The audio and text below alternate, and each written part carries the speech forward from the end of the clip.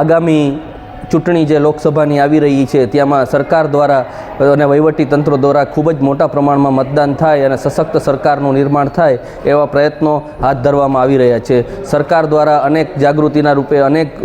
પગલાઓ લેવામાં આવ્યા છે અને અનેક જાહેરાતો કરવામાં આવે છે, જેમાં સરકાર દ્વારા જે લોકો મતદાન કરવા જશે એને શિવરાજપુર બીચની 7 થી 9 સુધી એન્ટ્રી મતદાન જે બતાવશે ટીક એમને એન્ટ્રી ફ્રી રાખવામાં આવેલ છે. તેમજ આ પહેલમાં દ્વારકા હોટલ એસોસિએશન પણ ભાગ લેશે અને આ 7 થી 9 તારીખ દરમિયાન જે લોકો મતદાન કરીને પોતાની આંગળીનું નિશાન બતાવશે એમને ફૂડમાં 7% ડિસ્કાઉન્ટ આપવામાં આવશે અને લોકોને આ જાગૃતિના ભાગરૂપે સરકારની આ પહેલમાં હોટલ એસોસિએશન